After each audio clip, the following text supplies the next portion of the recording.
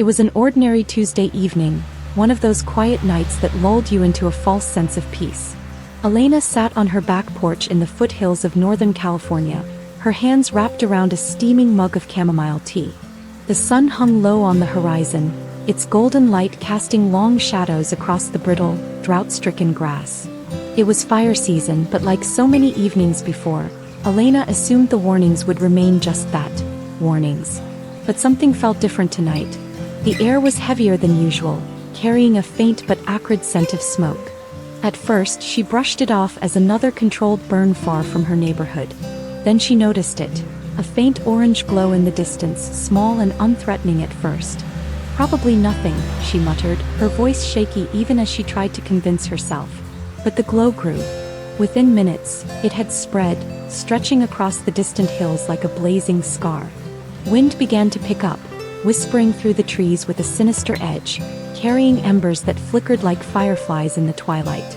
Elena's chest tightened as an uneasy realization settled in. This wasn't just a small fire.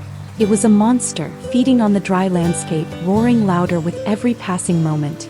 Her phone buzzed violently on the table beside her.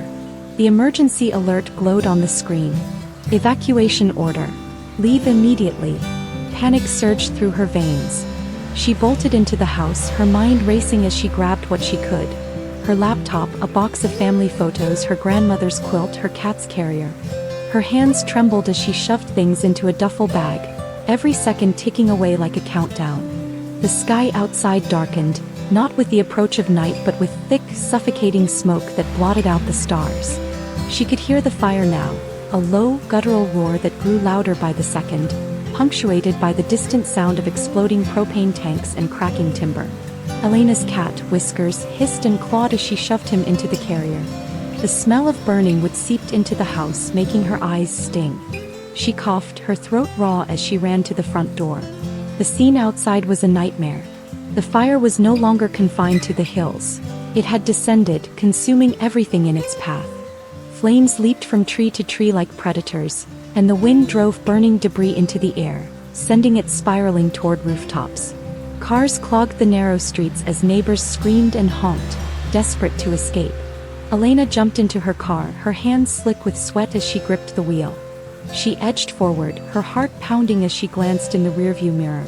The fire was gaining. Then the unthinkable happened. A gust of wind hurled a wall of flames toward the street ahead, cutting off the only exit. Cars screeched to a halt as people abandoned their vehicles, fleeing on foot. Elena's survival instincts kicked in. She grabbed her bag and Whiskers' carrier, throwing the door open as heat radiated against her skin. She ran. The sound of the fire was deafening now, a cacophony of roaring flames, shattering glass and groaning metal. The ground beneath her feet was hot and the air was thick with ash. Every breath burned her lungs. She stumbled, nearly dropping Whiskers as her ankle twisted on the uneven pavement. Tears streamed down her face, both from the smoke and the realization that her home, her sanctuary, was gone. Just as despair began to take hold, she heard it, the distant blare of a fire engine. Through the smoke, red and white lights flashed like a beacon. A firefighter appeared, his face smeared with soot, shouting, "Come this way. Hurry." Elena forced herself to move, her legs trembling as she stumbled toward him. The fire was so close she could feel its searing heat on her back.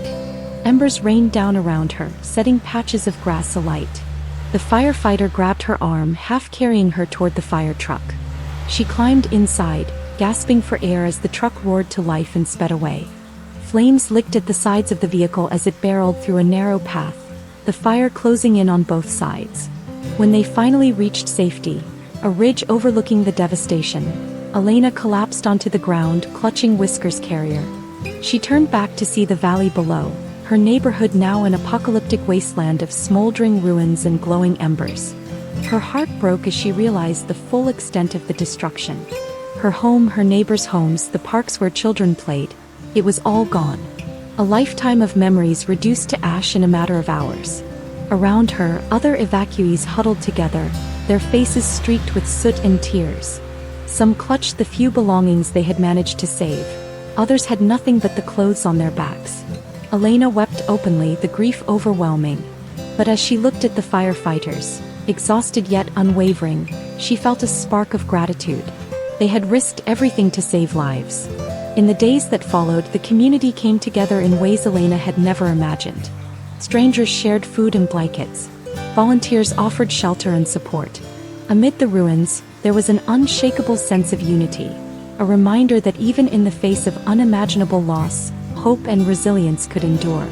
Elena knew the road to recovery would be long and hard, but as she stood among the ashes, she promised herself this: they would rebuild, and together they would rise.